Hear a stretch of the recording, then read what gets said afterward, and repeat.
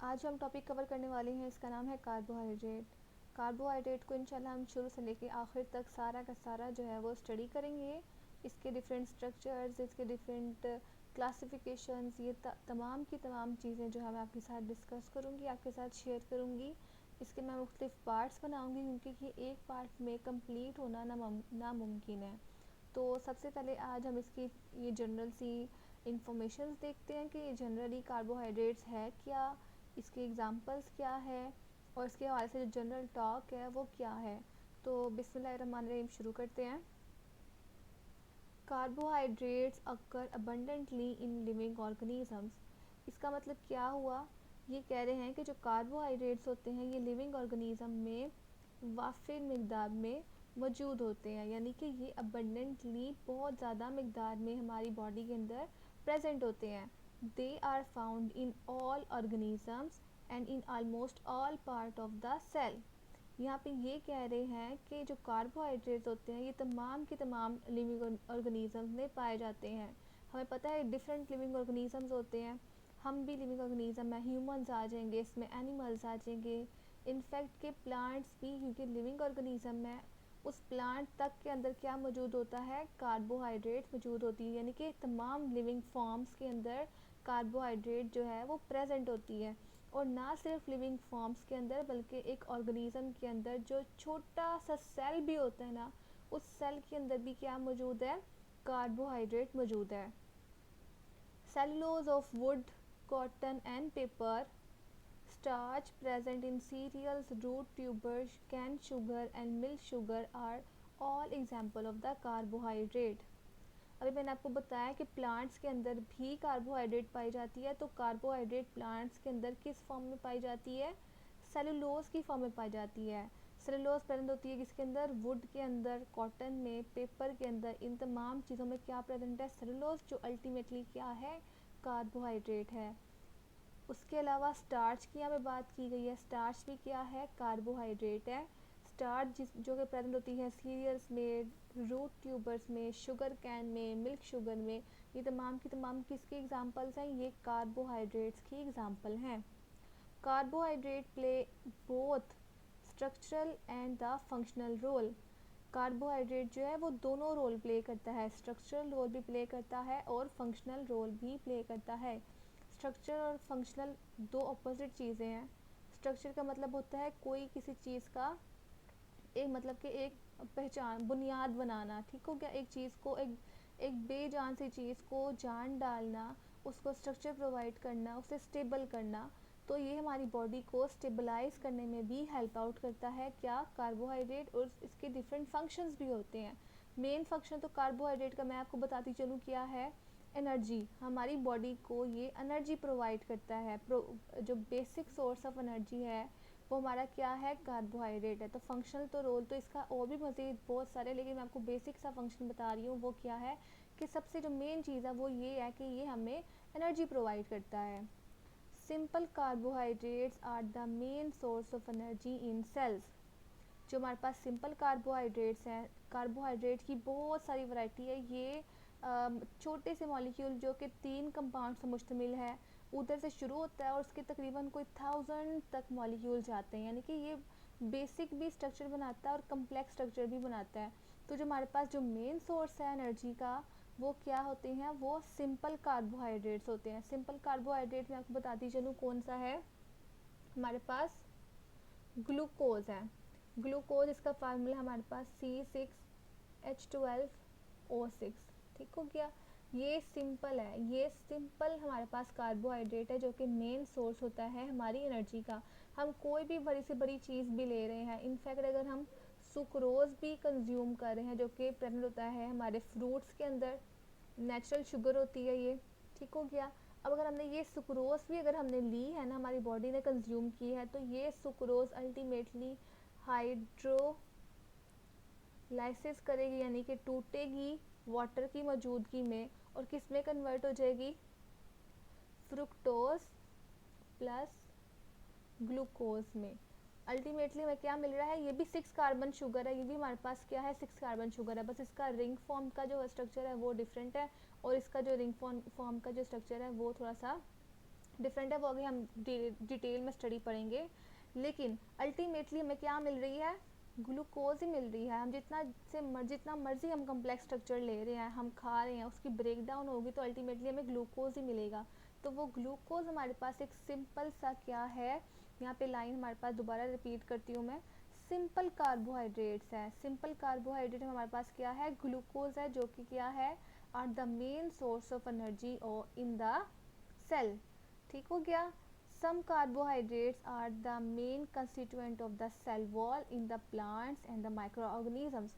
ऊपर हमने पढ़ लिया था सेलुलोज। सेलुलोज किसमें पाया जा रहा था, वुड में। वुड क्या है, प्लांट है। कॉटन में, पेपर भी क्या है, अल्टीमेटली प्लांट का हिस्सा है। तो ये हमारा जवाब क्या है, सेलुलोज। इधर उन्होंने बात की है कुछ कार्बोहाइड्रेट होते हैं जो कि प्लांट की और माइक्रो ऑर्गेनिज्म की सेल वॉल बनाने में मदद करते हैं। अब वो कौन सा कार्बोहाइड्रेट है, वो सेलुलोज है। हम पहले ऊपर पढ़ चुके हैं। Cellulose are the main constituent of the cell wall in the plant and the micro organism. यहाँ पे आपको एमसीक्यूज आ सकते हैं, शॉर्ट क्वेश्चन आ सकते हैं, या फिर जनरल नॉलेज में भी आपकी बात आनी चाहिए कि कार्बोहाइड्रेट्स अल्टीमेटली क्या बना रहे हैं, सेल वॉल हमारे किसकी, प्लांट्स की और माइक्रो ऑर्गेनिजम्स की। और कौन से कार्बोहाइड्रेट, सेलुलोज। क्लियर। आगे हम बढ़ते हैं। The word carbohydrate literally means hydrated carbon. यहाँ पे बात हो रही है कार्बोहाइड्रेट की। कार्बोहाइड्रेट को हम कह सकते हैं कि ये क्या है, हाइड्रेटेड कार्बन्स हैं। हाइड्रेटेड कार्बन्स कैसे, हम आगे बढ़ते हैं। They are composed of carbon, hydrogen and oxygen.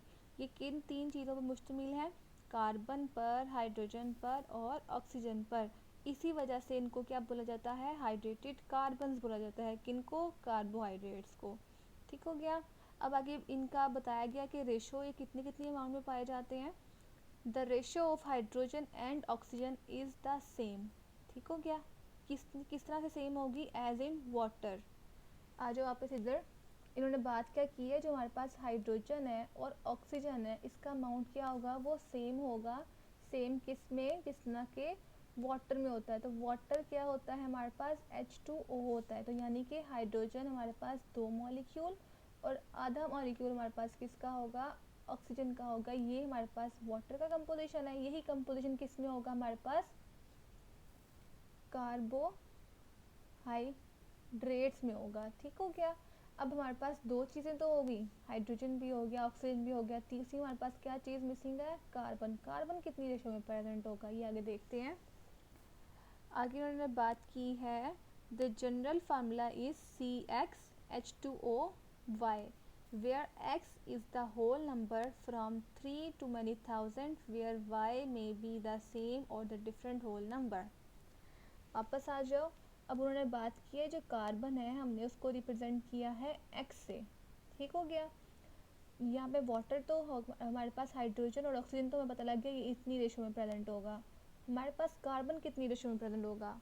अब वो बात कर रहे हैं कि हमारे जो कार्बन है ये 3 से लेकर बहुत सारे थाउजेंड्स के अंदर भी जाता है।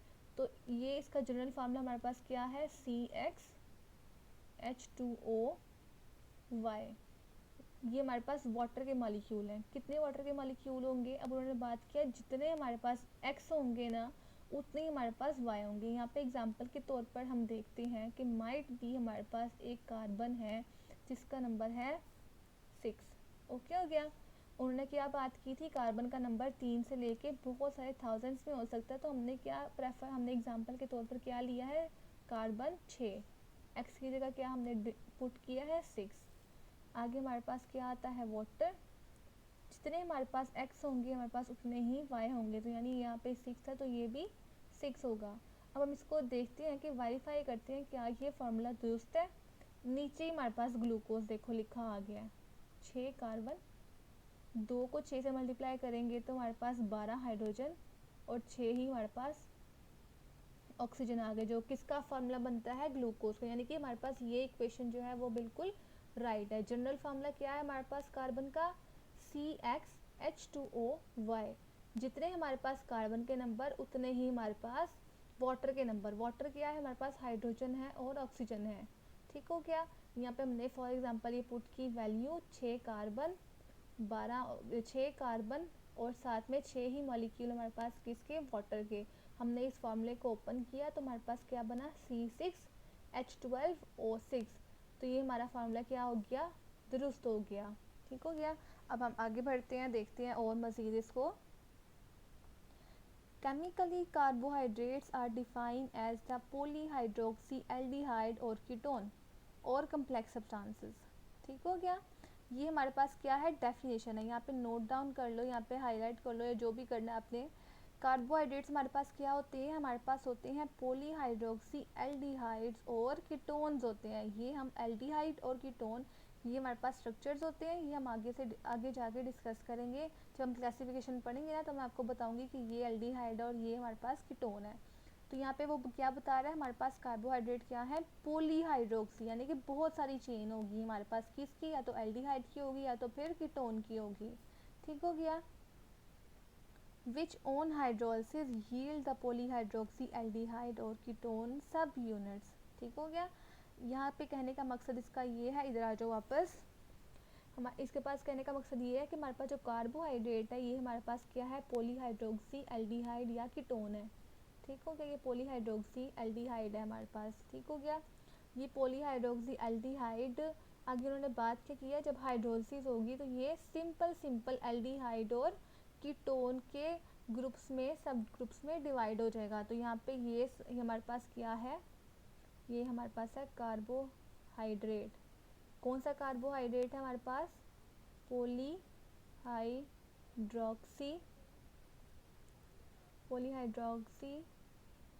एल्डिहाइड। पॉलीहाइड्रोक्सी एल्डिहाइड है हमारे पास क्या, सुक्रोज। इसकी हाइड्रोलिसिस हुई, हमारे पास क्या बना, फ्रुक्टोज और ग्लूकोज। ये फ्रुक्टोज हमारे पास क्या है, कीटो, और ग्लूकोज हमारे पास क्या है, एल्डिहाइड। ठीक हो गया। तो बात हमारी प्रूफ होगी। ये हमारे पास मैक्रोमोलिक्यूल था, ये जब डिवाइड हुआ तो ये किसमें, ये सब यूनिट्स हैं। किसके यूनिट्स हैं, ये बड़े वाले पॉलीहाइड्रोक्सी के सब यूनिट्स हैं। या तो कीटो होगा या एल्डिहाइड होगा, ये दोनों हो सकते हैं। ठीक हो गया। हमारी बात प्रूफ होगी ये चीज़। उन्होंने क्या बोला कि हमारे पास जो कार्बोहाइड्रेट्स होते हैं वो होते हैं पॉलीहाइड्रोक्सी एल्डिहाइड या कीटोन होते हैं, which on hydrolysis yield the keto and aldehyde subunits. Carbohydrates are the polyhydroxyaldehyde which on hydrolysis yield keto and aldehyde subunits. Is that clear? वापस आ जाओ, वापस हम देखते हैं ये क्या कह रहे हैं। हमारे पास carbohydrates are the polyhydroxy aldehyde और कीटोन या फिर complex molecules which on hydrolysis yield polyhydroxy aldehyde और कीटोन सब यूनिट्स। अब हाइड्रोलिसिस क्या होती है, मैं आपको पहले ही बता चुकी हूँ, अब लिख के भी दिखा चुकी हूँ। मज़ीद हम पढ़ते हैं इसको, क्या होती है। Hydrolysis involve the breakdown of large molecule into the simple one utilising water molecule. ठीक हो गया। सुक्रोज किस में कन्वर्ट हो गया, फ्रुक्टोज और ग्लूकोज में। ठीक हो गया। साथ हमारे पास क्या आ रहा है, वाटर आ रहा है। इसको हम क्या बोलते हैं, हाइड्रोलाइसिस। ठीक हो गया। हाइड्रोलिसिस या हाइड्रोलाइसिस इसको बोलते हैं, प्रोनाउंसिएशन का बस फर्क है। तो इसका मतलब क्या हुआ, ये हमारे पास मैक्रो मॉलिक्यूल था, कम्प्लेक्स था, बड़ा मॉलिक्यूल था। ये बड़ा मॉलिक्यूल छोटे छोटे मॉलिक्यूल्स में कन्वर्ट हो गया, दैट्स इट। इसे हम बोलते हैं hydrolysis. Now the source of carbohydrate are the green plant. Carbohydrate हमने पढ़ लिया, सब कुछ इसका देख लिया कि अबंडेंटली में प्रेजेंट होता है। डिफरेंट इसकी फॉर्म्स पढ़ ली, इसका स्ट्रक्चर पढ़ लिया, इसका फॉर्मूला पढ़ लिया। अब ये कार्बोहाइड्रेट हमें कहाँ से मिलता है, ये हमें मिलता है ग्रीन प्लांट से। ठीक हो गया। ग्रीन प्लांट्स क्या करते हैं, फोटोसिंथेसिस करते हैं। These are the primary product of the photosynthesis. Ultimately carbohydrate किसका प्रोडक्ट हो गए, फोटोसिंथेसिस का। बात क्या हुई है, बात ये हुई है कि कार्बोहाइड्रेट जो है वो हमारे पास ग्रीन प्लांट्स होते हैं। ठीक हो गया। और ग्रीन प्लांट जब यील्ड करेंगे, ठीक हो गया, तो हमें क्या मिलेगी, कार्बोहाइड्रेट। और ग्रीन प्लांट क्या करते हैं, फोटोसिंथेसिस करते हैं। तो इनडायरेक्टली फोटोसिंथेसिस से हमें क्या मिल रही है, कार्बोहाइड्रेट मिल रही है। ठीक हो गया। Other compounds of plant are produce from the carbohydrate by various chemical changes. और भी दूसरे कंपाउंड्स होते हैं जो कि कार्बोहाइड्रेट से प्रोड्यूस होते हैं, बस उसमें क्या होती है, बस थोड़ी सी केमिकल चेंजेस होती है। हम आगे अब क्लासिफिकेशन शुरू करेंगे ना इंशाल्लाह, तब मैं आपको बताऊंगी, तब आप देखिएगा कि किस तरह से छोटे से लेकर बड़े तक मॉलिक्यूल्स बनते हैं, उनका हम सारा स्ट्रक्चर पढ़ेंगे, उनकी सारी की सारी डिटेल पढ़ेंगे, उसका यूज़ देखेंगे, उसका फंक्शन देखेंगे। आगे मज़ीद बहुत कुछ है, आपने बस मेरे साथ रहना है, ठीक हो गया। आगे हम पढ़ते हैं carbohydrate in cell combines with the protein and lipids and the resultant compounds are called the glycoproteins and glycolipid respectively। यहाँ पे अब क्या बात हुई है, यहाँ पे उन्होंने ये बात की है कि हमारे पास जो कार्बोहाइड्रेट है या तो ये कंबाइन होगा किसके साथ, प्रोटीन के साथ, या तो ये कंबाइन होगा लिपिड के साथ। इधर आज मैं आपको अच्छे तरीके से समझाती हूँ। उन्होंने बात क्या की है, हमारे पास है कार्बोहाइड्रेट। अब इन्होंने दो चीज़ें की हैं, एक हमारे पास क्या कही है, प्रोटीन, दूसरा हमारे पास क्या कहा है, लिपिड। यही बात हुई है यहाँ पे। उन्होंने देखो क्या कहा है, कार्बोहाइड्रेट सेल जो किस साथ कंबाइन होंगे, या तो प्रोटीन के साथ या तो फिर लिपिड्स के साथ। वही बात हुई है, कार्बोहाइड्रेट का मॉलिक्यूल है और दो चीज़ें दी हैं, एक तो लिपिड दिया और एक हमारे पास क्या दिया, प्रोटीन। जब ये कार्बोहाइड्रेट प्रोटीन के साथ कंबाइन करेगा तो ये क्या बना देगा, ग्लाइको प्रोटीन। और जब ये कार्बोहाइड्रेट लिपिड के साथ कंबाइन करेगा तो ये हमारे पास क्या बना देगा, glyco lipid. Is that clear? कितना सिंपल सी चीज़ बोली है उन्होंने, बोला है कार्बोहाइड्रेट है, carbohydrate is equals to glyco, ठीक हो गया। अब ये ग्लाइको जब प्रोटीन के साथ कंबाइन करेगा तो ग्लाइको प्रोटीन बना देगा, और जब यही ग्लाइको लिपिड के साथ कंबाइन करेगा तो ये ग्लाइको लिपिड बना देगा। यही सेम बात यहाँ पे की है कि कार्बोहाइड्रेट सेल कंबाइन करेंगे प्रोटीन के साथ और लिपिड के साथ, और जब ये कंबाइन करेंगे या तो कार्बोहाइड्रेट प्रोटीन के साथ कंबाइन करेगा तो ये कब बनाएगा, ग्लाइकोप्रोटीन, और जब ये कार्बोहाइड्रेट के साथ कंबाइन करेगा लिपिड के साथ तो ये बना देगा glycolipid respectively. Carbohydrate in cells combine with the proteins and lipid and the resultant compounds, या जो रिजल्टेंट प्रोडक्ट हमारे पास होगा वो क्या होगा, उसको हम बोलेंगे ग्लाइकोप्रोटीन और glycolipid. Glycoproteins and glycolipids have the structural role in extracellular matrix of the animals and bacterial cell wall। अब ये जो प्रोडक्ट बना है, हमने क्या कहा था ऊपर, हमने ऊपर बात की है कि प्लांट्स के अंदर कार्बोहाइड्रेट्स के अंदर अगर हम थोड़ी सी केमिकल चेंजेस करते हैं तो दूसरे दूसरे कंपाउंड्स बनते हैं। यहाँ पे चेंजेस उन्होंने बता दी, या तो प्रोटीन ऐड हो जाएगा या तो फिर हमारे पास लिपिड ऐड हो जाएगा, जिसकी वजह से हमारे पास ग्लाइकोप्रोटीन्स और ग्लाइकोलिपिड्स बनेंगे। अब ये ग्लाइकोप्रोटीन्स और ग्लाइकोलिपिड्स जो होते हैं ये स्ट्रक्चरल रोल प्ले करेंगे किसके अंदर, एनिमल्स और बैक्टीरियल सेल्स के एक्स्ट्रा सेलुलर मैट्रिक्स बनाने के अंदर, ठीक हो गया। समझ लो कि उनकी सेल वॉल बनाने में यूज़ हो रहे हैं, ठीक हो गया, आउटर वॉल आउटर कवरिंग बनाने में यूज़ हो रहे हैं। Both these conjugated molecules are the component of the biological membrane। हमारे पास ये भी एनिमल भी हमारे पास बायो है, यानी कि लिविंग ऑर्गेनिज्म है, और बैक्टीरियल सेल भी हमारे पास क्या है, बायो है, लिविंग ऑर्गेनिज्म है। तो इन दोनों को हमने बोल दिया ये क्या है, बायोलॉजिकल। इनकी मेम्ब्रेन जो बनेगी उसको हम बोलते हैं बायोलॉजिकल मेम्ब्रेन।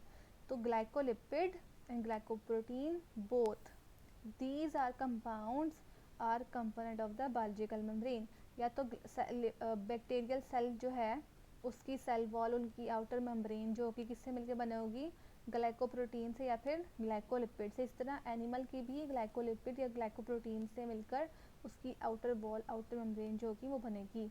तो हमने आज पूरा का पूरा ये कार्बोहाइड्रेट्स पढ़ा है, ठीक हो गया। इसमें हमने देखा शुरू से लेकर के कार्बोहाइड्रेट बताया हमारी बॉडी के अंदर प्रेजेंट होता है, इवन दो बॉडी के सेल्स के अंदर प्रेजेंट होता है। इसके हमने डिफरेंट एग्जांपल्स देखी, फिर हमने इसका फंक्शन देखा कि ये हमारे पास स्ट्रक्चरल और फंक्शनल दोनों रोल प्ले करता है।